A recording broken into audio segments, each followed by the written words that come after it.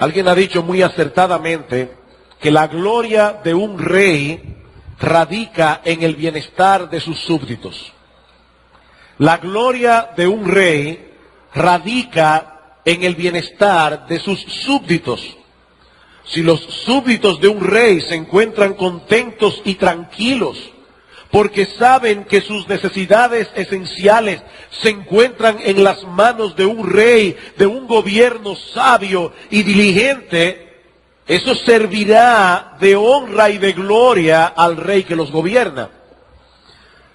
Si esa aseveración es cierta, y yo creo que la es, entonces, mis hermanos, nosotros vemos la enorme importancia que tiene el tema que nosotros comenzamos a exponer hace 2 domingos atrás sobre la decadencia espiritual. La mayoría de nosotros y los miembros de esta iglesia saben que en el Catecismo Menor de Westminster la primera pregunta es, ¿para qué fuimos creados? Y la respuesta es, fuimos creados para glorificar a Dios y gozarnos en Él por siempre.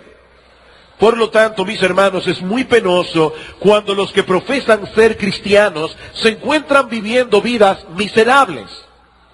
Ahora, yo debo aclarar que cuando estoy hablando de vidas miserables, yo no me estoy refiriendo a una persona que no goza de buena salud, yo no estoy hablando de una persona que no tiene una buena posición económica. Hace poco celebramos el fin de año, yo no sé cuál es la costumbre en otros países, pero en el nuestro, cuando tocan las campanadas de las 12 de la medianoche, las personas se felicitan. ¿Y qué es lo que mayormente se dicen unos a otros? Te deseo en este año amor, dinero y salud. He ahí la panacea. Si tú tienes en estos próximos 2 meses quien te ame, estás saludable y tienes dinero, se supone que tú debes ser feliz. Pero mis hermanos, nuestro Señor Jesucristo no murió en la cruz del Calvario para darnos amor, salud y dinero. Él murió en la cruz del Calvario para santificarnos. Él murió en la cruz del Calvario, dice Pablo en Tito capítulo 2, versículo 13, para redimirnos de toda iniquidad, para purificar un pueblo para sí, un pueblo propio, celoso de buenas obras. De manera que cuando estamos hablando de un creyente que está disfrutando de bienestar, nosotros estamos hablando de un creyente que está cultivando su vida de piedad. Estamos hablando de un cristiano que está mortificando los pecados que todavía moran en él. Cuando hablamos de un cristiano miserable, estamos hablando precisamente de todo lo contrario. Cuando las gracias espirituales en nuestro corazón comienzan a decaer, cuando nuestra comunión con Dios se está reduciendo a la mera observancia de nuestros deberes religiosos, sin duda alguna hemos caído en un estado de declinación o decadencia espiritual. Ahora bien, las Escrituras dicen que el corazón del hombre es engañoso. De hecho, más bien la Biblia se va más lejos y dice que no hay en el mundo una cosa más engañosa que el corazón. No hay en el mundo una cosa más engañosa que el corazón. Por eso no se trata de una tarea fácil, la de escudriñar el corazón. Y más aún tomando en cuenta la tendencia que todos tenemos a justificarnos a nosotros mismos. El pecado nos engaña y nosotros nos justificamos. No es fácil para un creyente examinar su corazón. Es por esa razón que muchos cristianos comienzan a declinar en su fe sin darse cuenta. Y cuando vienen a despertar, ya están sumidos en una condición espiritual deplorable. A los ojos de todo el mundo, las cosas con este creyente parecen que están marchando bien. Y aún el mismo creyente puede pensar que su vida espiritual se está desarrollando con normalidad, cuando lo que está sucediendo en realidad es que ese creyente ha comenzado un camino descendente. Ese creyente ha comenzado a alejarse del Señor y a declinar espiritualmente. A la luz de esa realidad, toda persona que profesa ser cristiana, toda persona que dice haberse arrepentido de sus pecados y haber depositado su fe en Cristo, debe saber diagnosticar en una forma adecuada cómo está su alma en realidad delante de Dios, no delante de los hombres. ¿Cuáles son los síntomas de que ese proceso de declinación espiritual ha comenzado? Y voy a comenzar precisamente viendo los síntomas que marcan el inicio de ese proceso de decadencia, porque si nosotros podemos tomar el problema en sus inicios, va a ser más fácil revertir sus efectos y erradicar el mal. Debo ser justo aquí y decir que estoy basándome mayormente para este mensaje en un libro que escribió en el siglo XIX un autor llamado Octavio Winslow. El libro se titula La declinación personal y el avivamiento de la religión en el alma.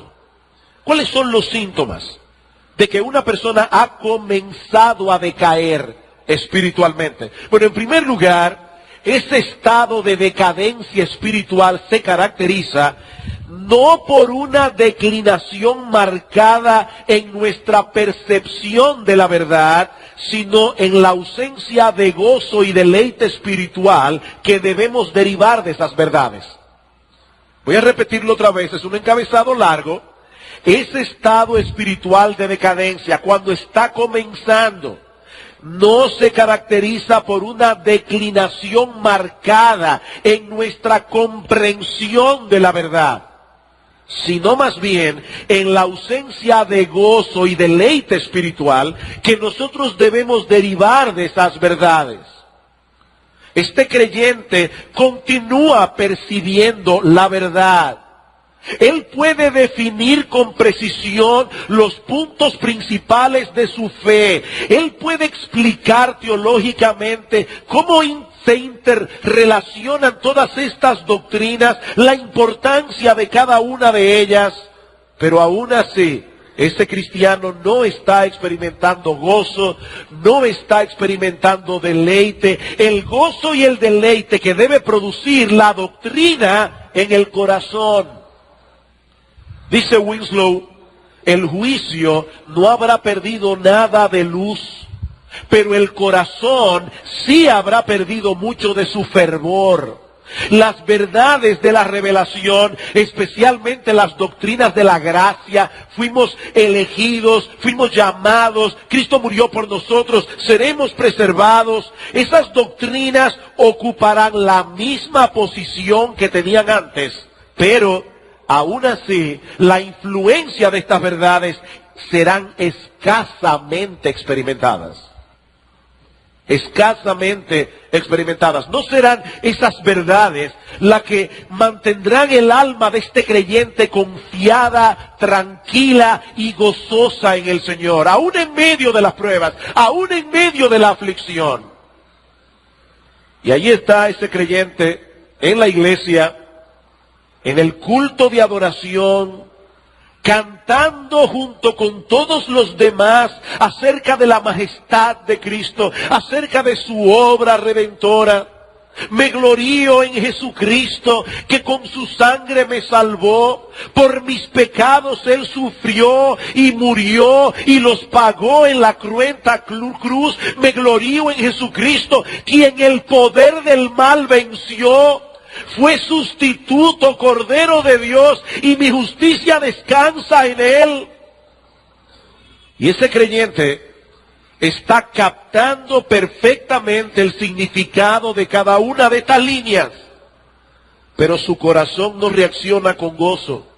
Su corazón no reacciona con la confianza que esas verdades deberían producir en un verdadero hijo de Dios.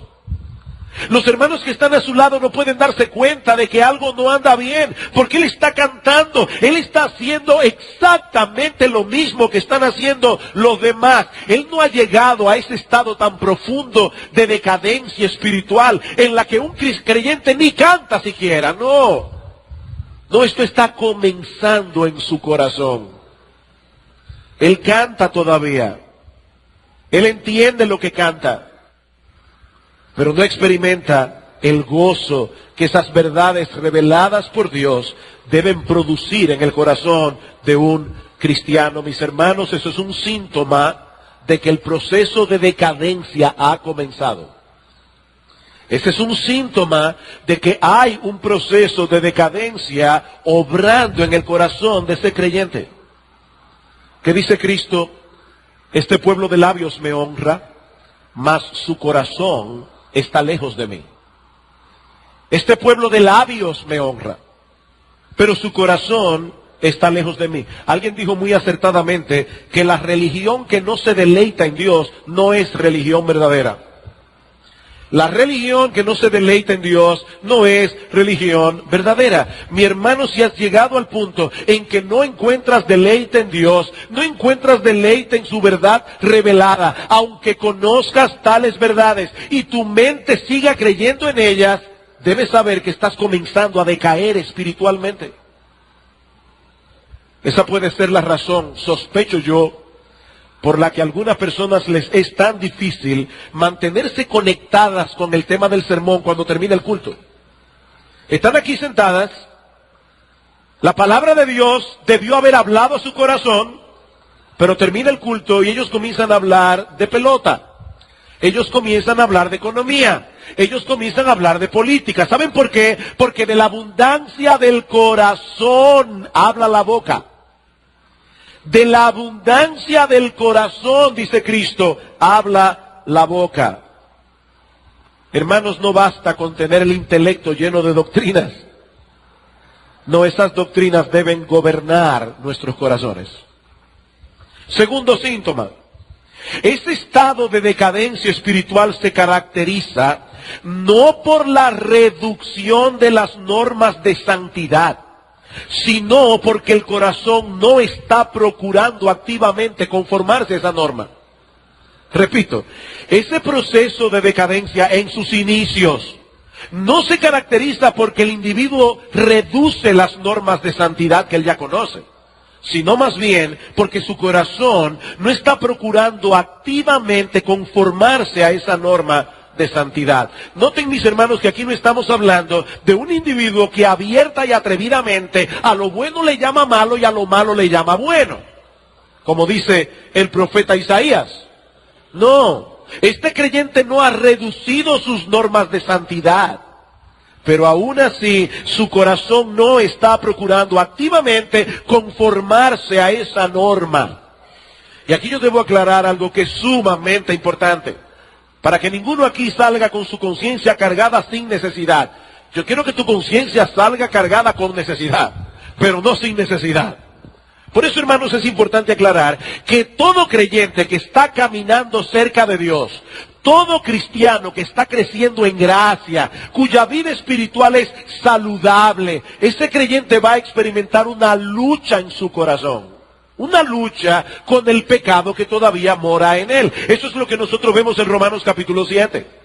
El apóstol Pablo tenía esa lucha. Dice él al partir del versículo 15 de Romanos 7, lo que yo hago no lo entiendo. No lo entiendo. Porque no hago lo que quiero, sino lo que aborrezco, eso hago. Hay una relación de amor y odio con el pecado en el creyente. Mi hermano, ¿por qué tú eres tentado a pecar? Porque todavía ese pecado con el cual estás siendo tentado te atrae. Te atrae. Pero al mismo tiempo hay una lucha, si tienes el Espíritu Santo, porque tú no quieres pecar. Quieres y no quieres. Por eso Pablo dice, no lo entiendo. No hago lo que quiero, sino lo que aborrezco, eso hago. Y sigue diciendo él, así que, queriendo yo hacer el bien, hallo esta ley, que el mal está en mí. Seguramente la mayoría de ustedes recordarán a Alquímedes. Alquímedes, aquel individuo que un día se metió en una bañera, el agua subió y él descubrió lo que se llama la ley de Alquímedes, que hay una proporción entre la masa de un cuerpo y el desplazamiento del agua. Y dice la historia o la leyenda, no sabemos si es verdad, que cuando Alquímedes descubrió eso, dijo, ¡Eureka! Eureka, esa es una palabra griega que significa lo he descubierto. Bueno, esa es exactamente la palabra griega que usa Pablo en Romanos capítulo 7. Pablo está diciendo, cuando yo quiero hacer el bien, yo descubro esta ley. Cuando yo quiero leer el periódico no hay problemas. Cuando quiero sentarme a ver los noticieros en televisión o ver una película no hay problema. Pero desde que digo voy a apagar el televisor y voy a leer la Biblia, la situación cambia inmediatamente. Comienza una lucha. ¿Por qué? Porque el pecado todavía mora en nosotros. Así que, mi hermano, si eso es lo que tú estás experimentando en tu vida, eso es normal.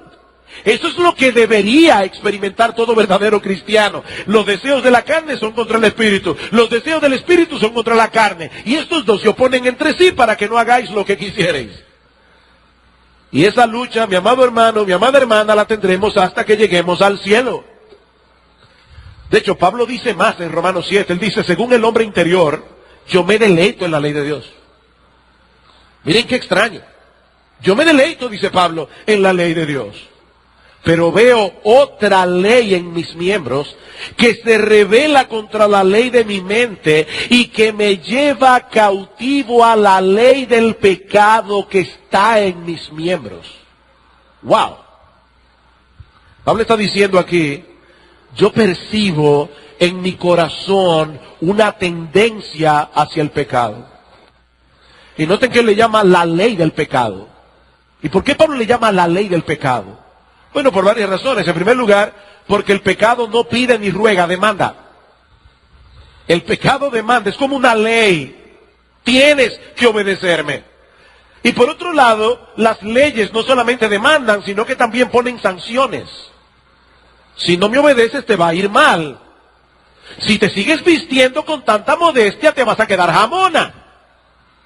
La ley no solamente demanda, la ley dice, si no te llevas de mí vas a estar en problemas.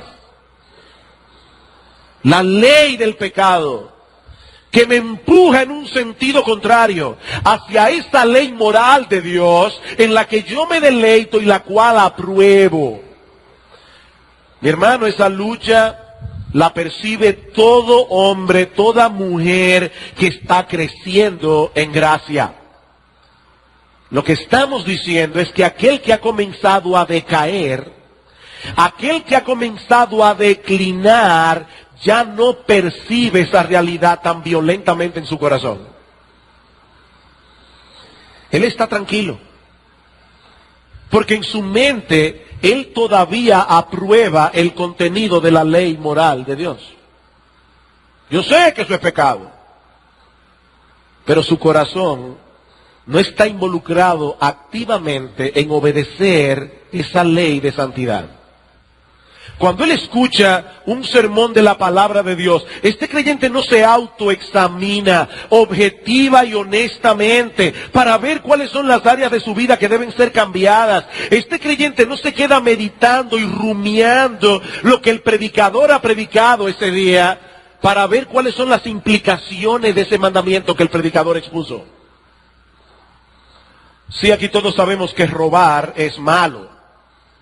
Digo, perdón, yo no sé si alguien aquí puede levantar su mano y decir yo no, pero me supongo que la mayoría aquí, y por lo menos todos los creyentes deben decir, robar es malo.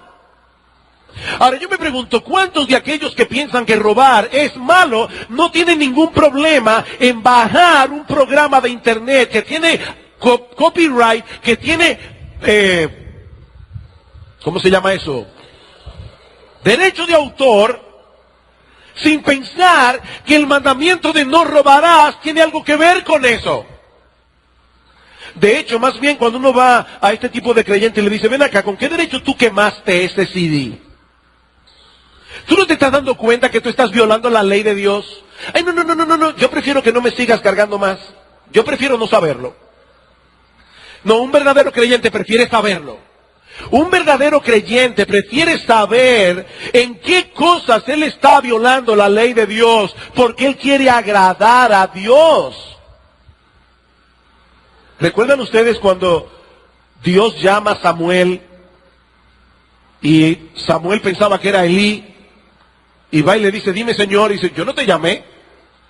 De repente Elí se da cuenta que es Dios que está llamando a Samuel y le dice, Samuel, la próxima vez que Dios te llame, respóndele, habla porque tu siervo escucha. Y así sucedió, Dios le dio un mensaje a Samuel. Y resulta que ese mensaje que Dios le dio a Samuel era terrible para Elí. ¿Saben lo que Elí le dijo a Samuel? ¿Cuál es la palabra que el Señor te habló? Te ruego que no me la ocultes. Así te haga Dios y aún te añada si me ocultas algo de todas las palabras que el Señor te habló.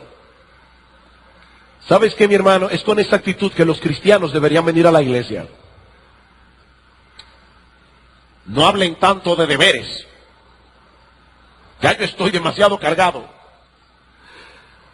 No, dime, ¿cómo yo puedo agradar más a mi Señor? Dímelo, yo quiero oírlo. Dímelo, yo quiero saber cómo más puedo parecerme a Jesucristo. Eso es lo que hace un creyente. Cuando Samuel le dijo a Elí lo que Dios había revelado, ¿cuál fue la reacción de Elí? Jehová es. Haga lo que bien le pareciera. Para eso Él es Dios. Mis hermanos, la verdadera espiritualidad no radica en la capacidad de entender la verdad. La verdadera espiritualidad no radica en la capacidad que un hombre tenga de predicar la verdad. No, la verdadera piedad se manifiesta en la manera como esa verdad controla nuestras acciones, controla nuestras palabras, controla nuestras decisiones, nuestros sentimientos, nuestras ambiciones, nuestras metas. ¿Qué dice Cristo en las bienaventuranzas? Bienaventurado el que tiene hambre y sed de justicia. Escuchen esas dos palabras, hermanos, hambre y sed. Hambre, un anhelo profundo de copiar, de imitar el carácter justo de Dios. Un anhelo profundo de ser cada vez más parecido a nuestro bendito Señor Jesucristo. Mi amado hermano, si tú no tienes ese anhelo, si tú no tienes esa hambre y esa sed, tú debes saber que eso es un síntoma de que la decadencia espiritual ya comenzó. Decadencia espiritual. Muchas personas que están pasando por una etapa de decadencia se sienten cómodos en la iglesia siempre y cuando el predicador hable de verdades generales. Verdades generales. Alguien decía que hay algunos predicadores, y yo he dicho eso antes, que son como esos malabaristas de circo, que ponen a una mujer en una rueda, y la gracia está en que le tira muchos cuchillos, pero no le pega ninguno. Hay predicadores que son así, mientras él tira el cuchillo que no se le pega a nadie, el creyente que está decayendo espiritualmente dice, amén, qué bueno, qué buen mensaje. Pero cuando el predicador desciende al terreno de lo específico, cuando comienza a poner el dedo sobre la llaga, cuando el predicador comienza a exponer el significado de esa verdad que ha sido expuesta, cuáles son los pecados que esa verdad manifiesta en nosotros, cuáles son los cambios que nosotros debemos implementar en nuestras vidas a la luz de esa verdad, cuando la predicación activa nuestra conciencia y nos dice, tú eres ese hombre, entonces reaccionamos como Acab. ¿Recuerdan cuando Josafat le dice a Acab, ¿hay algún profeta de Jehová aquí? Dice Acab, hay uno, pero yo lo aborrezco. Se llama Micaías, pero yo lo odio, dice Acab, porque siempre me profetiza mal. Todo lo que me dice es en mi contra. Mis hermanos, déjenme decirles algo, los predicadores no nos deleitamos en venir al púlpito a intranquilizar a los oyentes. No es que nosotros somos sadomasoquistas. Nos gusta hacer sufrir y sufrir nosotros, porque no es nada fácil cuando uno tiene un auditorio en contra. Y cuando uno sabe que alguien va a salir por ahí a criticar a uno. Eso no causa deleite. Pero si no somos heridos por la predicación, mis hermanos, tampoco podremos ser sanados. Si no somos heridos por la predicación, no podremos ser sanados. Es únicamente cuando el mal es expuesto, cuando nosotros vamos a Cristo, procurando que su sangre nos continúe limpiando de todo pecado. ¿Qué hemos visto entonces?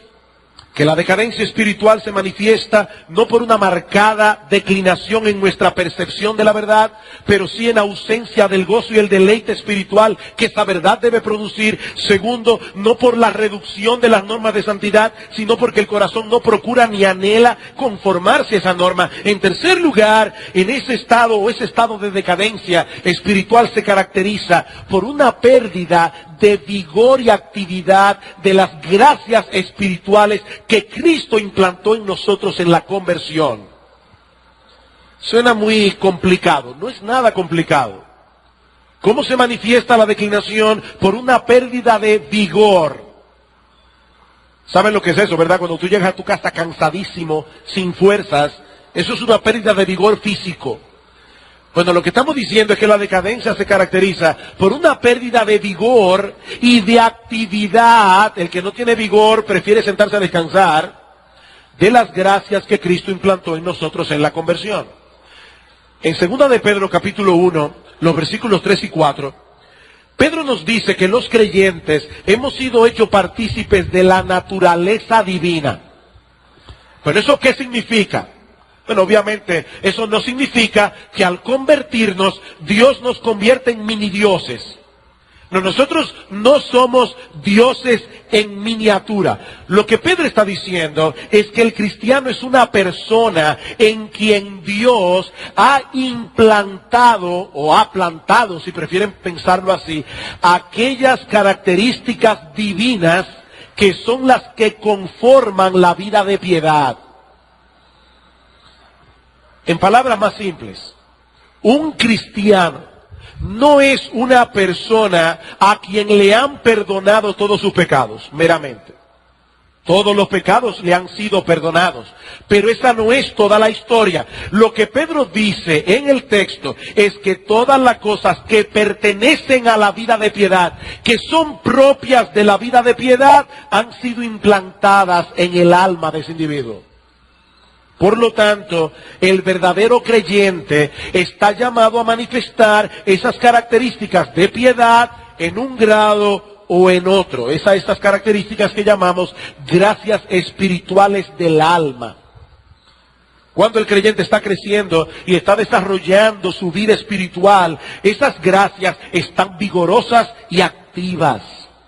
De tal manera que nosotros podemos ver en ese creyente los frutos del Espíritu, o el fruto del Espíritu: amor, gozo, paz, paciencia, benignidad, bondad, fe, mansedumbre, templanza o dominio propio. Pero tan pronto entramos en un estado de decadencia espiritual, esas gracias se debilitan. Esas gracias disminuyen su vigor y su actividad. ¿Y saben cuáles son los momentos en los que Dios nos hace ver que eso ha empezado a suceder? Cuando estamos en problemas. Cuando Él nos mete en el horno de la aflicción. Allí es que se ve. Un creyente que está atravesando por un periodo de decadencia no está preparado para recibir los embates de vivir en un mundo caído. Mis hermanos, ¿por qué muchos creyentes reaccionan con amargura? ¿Por qué muchos creyentes reaccionan con resentimiento cuando alguien los ofende? O cuando él se siente ofendido, porque hay personas que se sienten ofendidos y que nadie los haya ofendido. Es una interpretación. Pero ¿por qué ocurre eso? Porque las gracias de la humildad, la gracia de la mansedumbre, la gracia del dominio propio se encuentran terriblemente debilitadas. Por eso es que Pablo nos exhorta a fortalecernos en el Señor y a vestirnos de toda la armadura espiritual para que cuando llegue el día malo nosotros podamos resistir. ¿Han visto ustedes alguna vez a un soldado poniéndose la armadura en medio de una guerra? No, uno se prepara para la guerra fuera del campo de batalla. Eso no se hace uno tirando los tiros. Bueno, lo que Pablo dice es, fortalécete en el Señor, vístete de toda la armadura, porque el día malo va a venir. Eso escríbelo, el día malo vendrá. Y si tú estás declinando espiritualmente, tú no vas a estar preparado para eso. No estás preparado. Son esos creyentes que tienen una lista de contabilidad larga. Ellos no saben perdonar. Ellos no saben olvidar. Ellos no saben lo que es cubrir algo con un manto de amor. ¿Por qué? Las gracias que Dios implantó en nosotros han perdido su vigor. Estás declinando espiritualmente.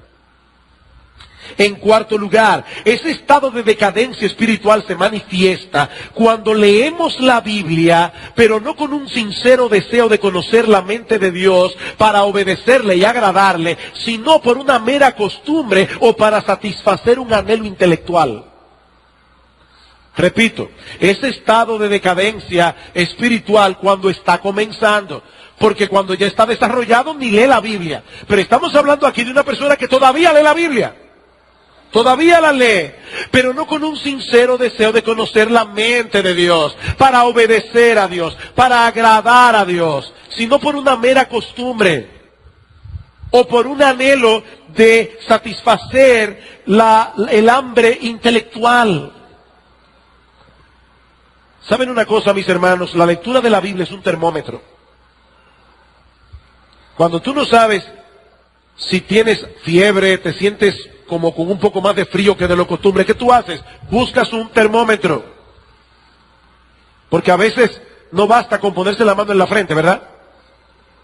Hay que buscar un termómetro. Bueno, lo que estamos diciendo es que la lectura de la Biblia es un termómetro en la vida de un cristiano. Si leemos poco la Biblia, es indudable que estamos atravesando por un periodo de decadencia espiritual. Pero aquí estamos hablando de un síntoma más sutil. Nos referimos a una persona que todavía lee la Escritura con cierta regularidad, pero sin poseer la profunda y solemne convicción de que toda la Escritura es inspirada por Dios, y por esa misma razón es útil para enseñar, para redarguir, para corregir, para instruir en justicia. Un creyente puede leer regularmente la Biblia y aún así no estar gustando de ella espiritualmente. Su lectura no lo mueve a Dios en oración. Su lectura no lo mueve a atesorar la palabra en el corazón. No lo lleva a practicar lo que ha leído. Sus promesas no lo consuelan en la aflicción. Sus advertencias no lo llenan de temor. Sus mandamientos no lo llevan a la obediencia. Mi hermano, mi hermana, si esto es así en tu vida, obviamente has comenzado un proceso de decadencia espiritual. Déjenme darles una ilustración en el mundo físico, de la cual lamentablemente yo sufro a menudo. Vengo desde hace meses luchando con una sinusitis terrible.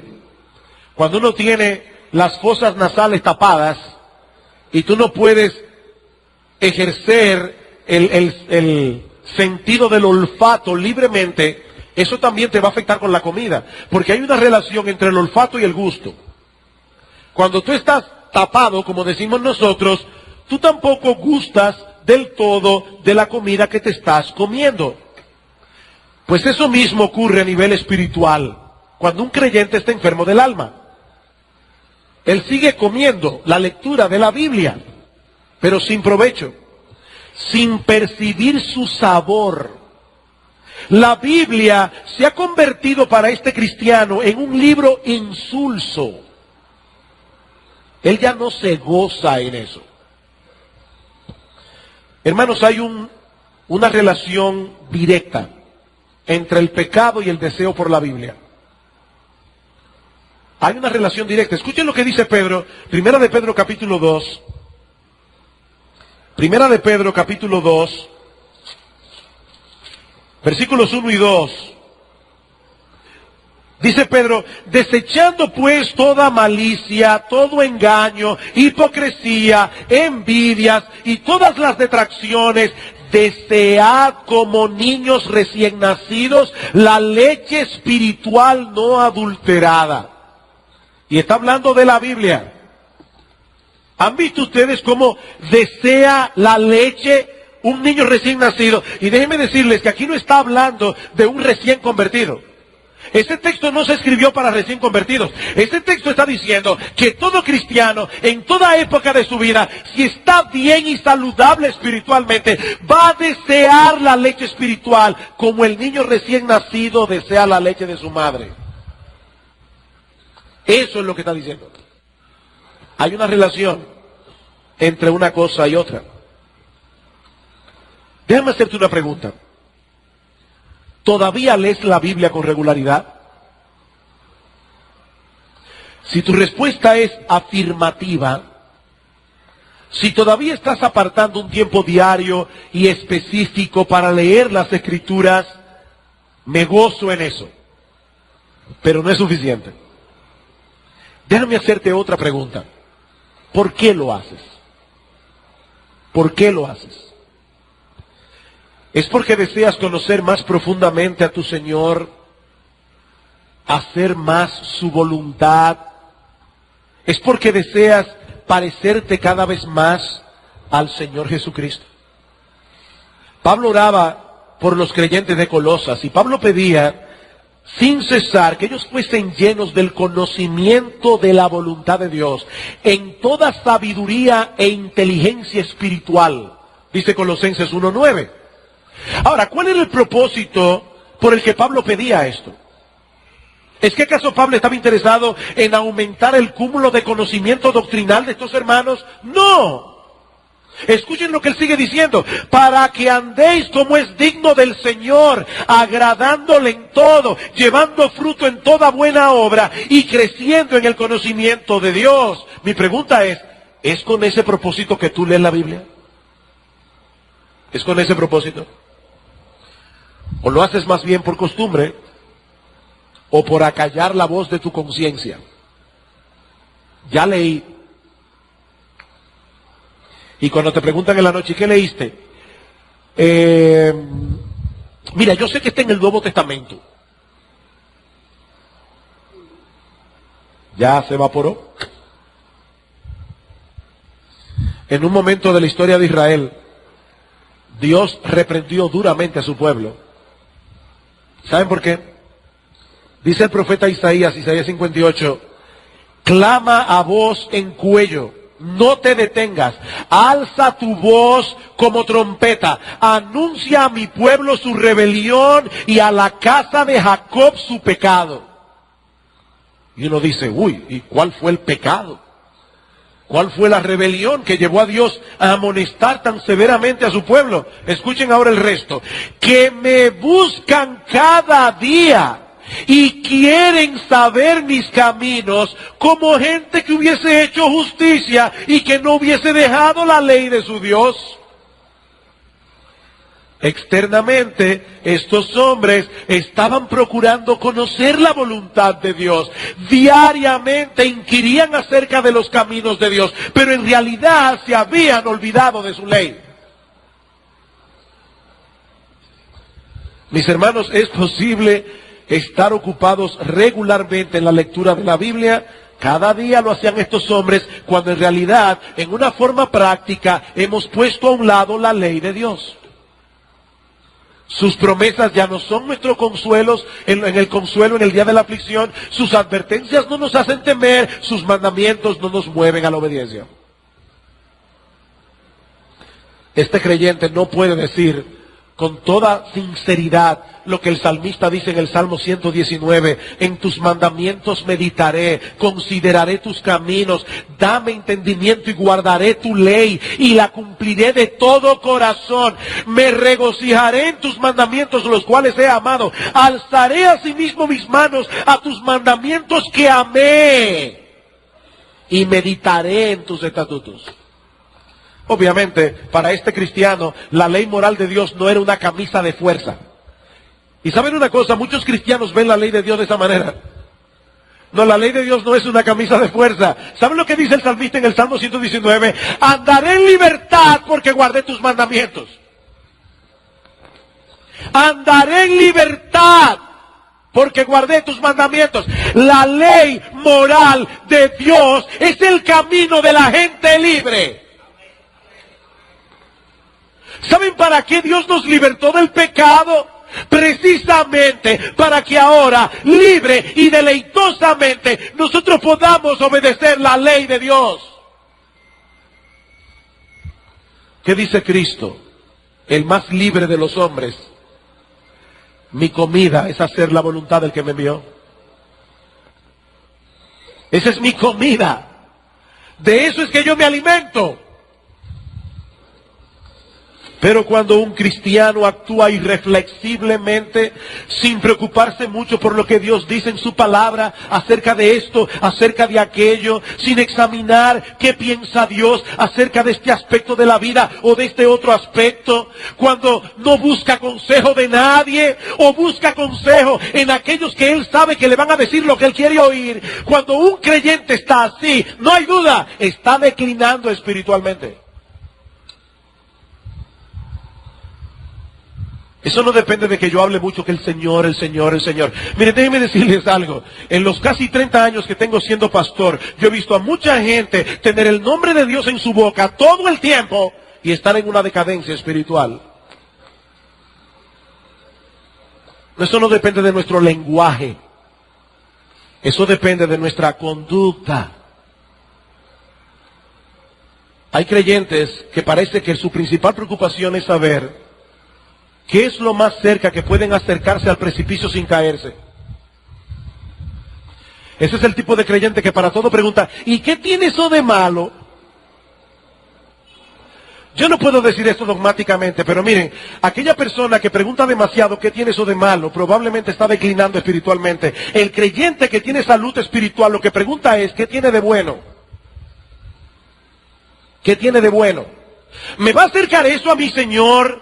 ¿Me va a hacer parecerme más a mi precioso Salvador? Entonces no me interesa. No me interesa.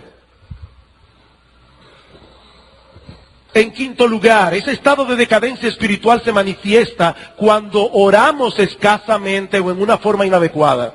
Ese estado de decadencia espiritual se manifiesta cuando oramos escasamente o en una forma inadecuada. Así como la lectura de la Biblia es un termómetro para la vida espiritual, así también la oración. La oración, cuando el creyente ha decaído en la frecuencia en su vida de oración o cuando ora lo hace inadecuadamente, esa es una señal de decadencia. ¿Y cómo es eso de orar inadecuadamente? Bueno, déjenme hacerles otra pregunta. ¿Qué sucede, hermanos, cuando un creyente está caminando más cerca de Dios? Cada vez más cerca de Dios. Bueno, cuando un creyente está más cerca de Dios, más conciencia tendrá de sus propias necesidades espirituales, más conciencia tendrá de los pecados con los que tiene que luchar, más conciencia tendrá de los peligros que tiene que enfrentar cada día. Por eso es que Juan dice, si alguno dice que conoce a Dios, pero no anda en luz, es un mentiroso. No, el que conoce a Dios anda en luz. Ahora, andar en luz no es ser perfecto. Andar en luz no es equivalente a andar sin pecado. Andar en luz lo que significa es que cuando yo estoy cerca de Dios, yo veo más claramente cuál es la condición de mi corazón. A mí me molesta mucho que mis lentes estén empañados y los limpio muy a menudo. Bueno, cuando yo voy a limpiar mis lentes, yo no los limpio así, yo los limpio así. ¿Por qué? Porque no es sino hasta que yo veo el cristal a través de esa luz que puedo ver más claramente cómo está el lente, cómo está el cristal. Bueno, déjeme explicar el proceso de Primera de Juan capítulo 1, versículos 5 al 10. Dice Juan, el que anda en luz confiesa sus pecados. Y al confesar sus pecados es limpiado de toda maldad. Y al ser limpiado de toda maldad está más cerca de Dios. Por lo tanto tiene más luz. Por lo tanto ve ahora más cosas que antes no veía. Y así hasta que lleguemos al cielo. Cuando un creyente anda en luz, él ve tan claro que él no tiene que estar buscando en su mente, ¿y qué más le voy a decir a Dios? Ya oré 5 minutos y se me acabaron los temas. Aunque yo debo aclarar también, hermanos, que Dios no es un ser que está en el cielo con un cronómetro. Oró solo 5 minutos, no le voy a responder su oración. Dios no es así. Hay momentos en que no podemos orar más de 1 minuto. Hay momentos en que lo único que podemos hacer es enviar una llamada al cielo de auxilio. Y Dios hasta eso lo oye. Pero aquí estamos hablando de la vida regular de un creyente. ¿Por qué hay cristianos que se postran a orar y a los 5 minutos se le agotan los temas? Sencillamente porque no se están dando cuenta de cuáles son sus pecados. No está viendo claramente sus luchas. No está viendo claramente los peligros que le acechan. Mis queridos hermanos, el fervor en nuestras oraciones crecerá en la misma medida en que nosotros tenemos un entendimiento de nuestras debilidades, un entendimiento de nuestros pecados, de nuestras corrupciones internas. Richard Baxter dice, él recomienda a todo aquel que no sabe qué pedir, que estudie bien su corazón y su vida. Y dice él, pronto encontrará una multitud de corrupciones internas que lamentar, una multitud de carencias que deben ser suplidas, debilidades que deben ser fortalecidas, desórdenes que deben ser rectificados y pecados que deben ser perdonados. En sexto lugar, ese estado de decadencia espiritual se manifiesta cuando descuidamos el deber de confesar adecuadamente nuestros pecados delante de Dios. Ese estado de decadencia se manifiesta cuando descuidamos el deber de confesar adecuadamente nuestros pecados delante de Dios. Cuando un creyente no manifiesta preocupación por confesar sus pecados, tan pronto su conciencia lo acusa, o cuando los confiesa en forma general. ¿Han visto ustedes ese tipo de persona, verdad? Perdóname lo que yo te haya ofendido. Eso es un peligroso síntoma de decadencia espiritual. El creyente que no confiesa regularmente sus pecados, llamándolos por su nombre, y con dolor y vergüenza de haber ofendido a Dios, no simplemente porque fallé. ¿Saben, hermano, que hay creyentes que se sienten mal por pecar, pero no por haber ofendido a Dios? Es que en su orgullo ellos no admiten haber fallado. Eso es terrible porque están confesando el pecado pecaminosamente. No, el problema no es que fallaste o que yo fallé. Vamos a fallar. Ya de antemano sabemos que nosotros somos un saco de debilidad. Ese no es el punto. El punto es, Señor, yo pequé contra ti, yo te ofendí, perdóname. Dice David en el Salmo 32 que un hombre que hace eso es bienaventurado. Es bienaventurado. ¿Cuán bienaventurado es aquel cuya transgresión es perdonada, cuyo pecado es cubierto? ¿Cuán bienaventurado es el hombre a quien el Señor no culpa de iniquidad y en cuyo espíritu no hay engaño? Y ahora él dice, mientras callé mi pecado, mi cuerpo se consumió. ¡Wow! David empezó a decaer por no confesar su pecado. Dice, de día y noche tu mano pesaba sobre mí. Mi vitalidad se desvanecía con el calor del verano. Pero finalmente, ¿qué tomó él? ¿Qué resolución tomó él? Dice, te manifesté mi pecado, no encubrí mi iniquidad, dije, confesaré mis transgresiones al Señor y tú perdonaste la culpa de mi pecado. Señor, perdóname, yo fui un orgulloso. Perdóname porque esa frase que yo le dije a fulano de tal, la dije con la conciencia de que yo quería llamar la atención sobre mí. Perdóname, Señor. Perdóname, Señor, porque posé mis ojos en la televisión o en la internet, en cosas que un cristiano cuyos ojos han sido comprados con la sangre de Jesucristo no debía mirar. Perdona mi lascivia, perdona mi pecado, Señor. Nombre y apellido.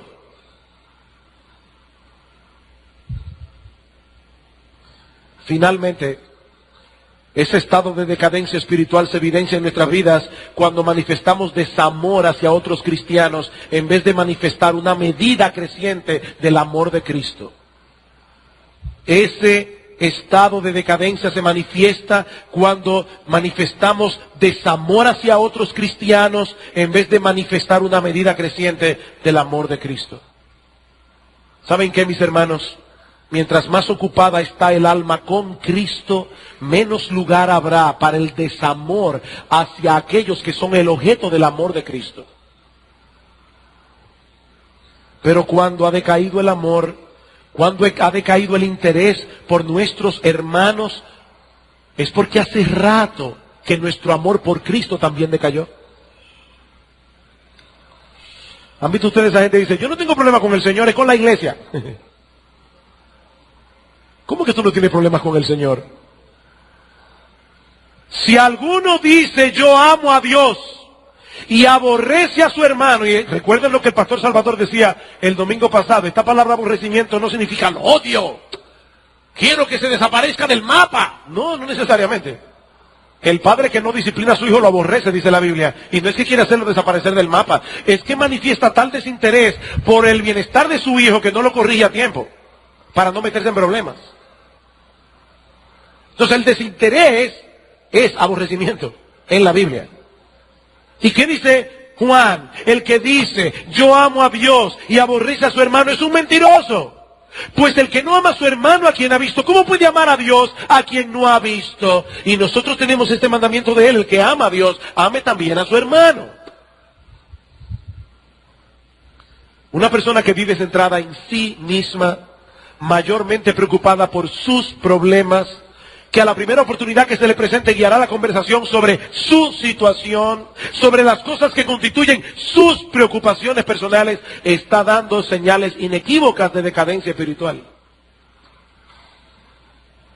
Hay personas que yo no sé cómo se las ingenian, pero de una forma u otra, ellos van a llevar la conversación para hablar de sus problemas, de su vida, de sus hijos, de su marido, yo. Van a visitar al enfermo en la clínica. ¿Cómo te sientes, mi hermano? Ay, mal. Tengo un dolor aquí. Ay, no me digas nada, si estaba yo el año pasado. Se me metió un dolor.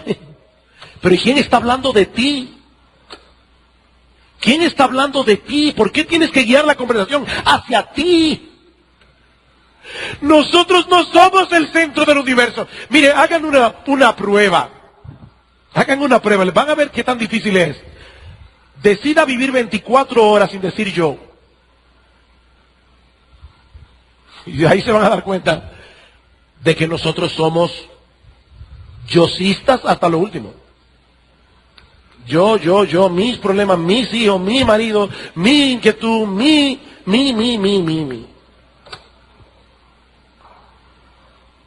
Este hermano no está preocupado por ampliar sus relaciones en la iglesia. Cuando escucha que el hermano tal está enfermo, no se preocupe en orar por él o visitarlo, a menos que no sea de su grupo, de sus amigos. No viene al culto de oración regularmente. Y eso es una falta. A menos que usted tenga una buena razón. ¿Por qué muchas personas no vienen al culto de oración sin razón? Bueno, por un lado, porque pueden haber perdido la confianza en la oración corporativa, en lo que Dios hace a través de la oración de la iglesia, pero también puede estar manifestando que a él no le importa lo que está pasando con el cuerpo de Cristo, ni aquí ni en otros lugares. Eso es una señal inequívoca de decadencia espiritual. Ahora déjame decirte algo para concluir.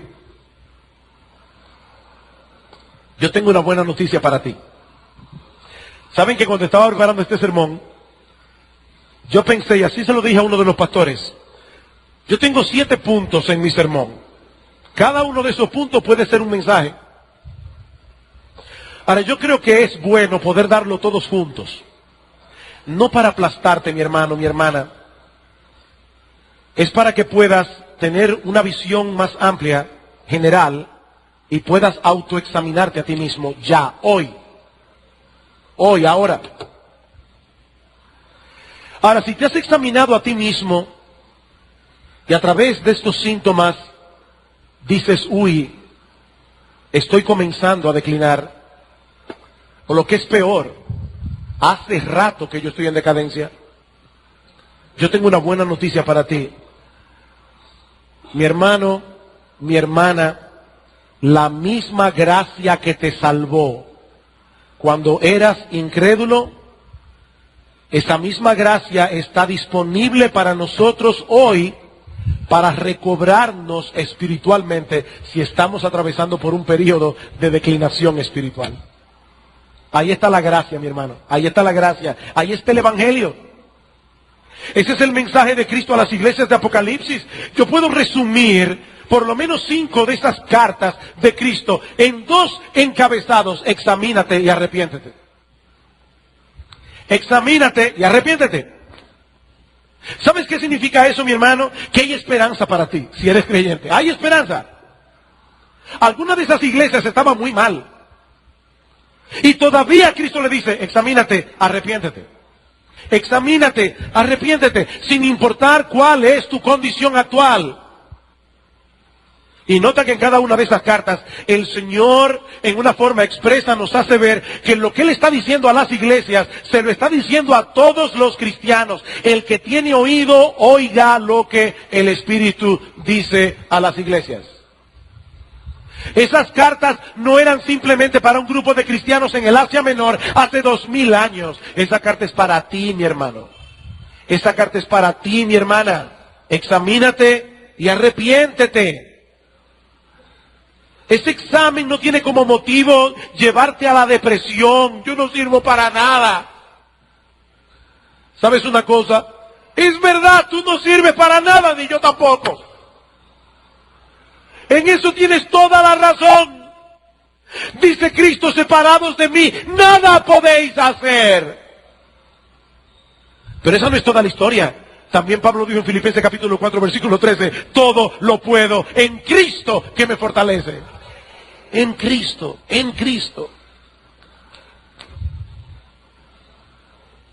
En los próximos mensajes nosotros veremos las causas, veremos los remedios de la declinación espiritual. Por ahora solo quiero dejar este texto en tu mente.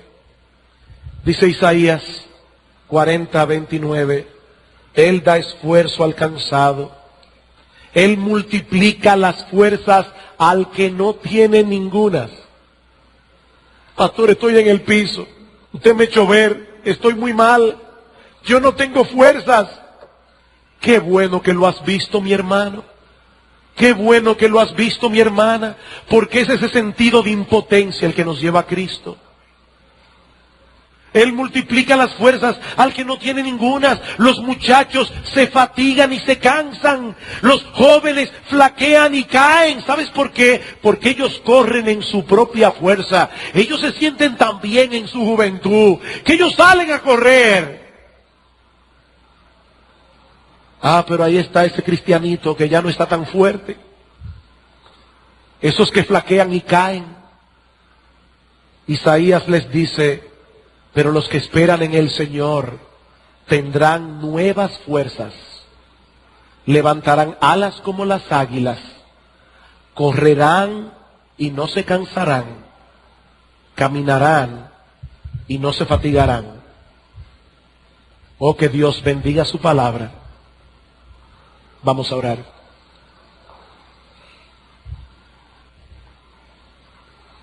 Padre, nosotros te damos gracias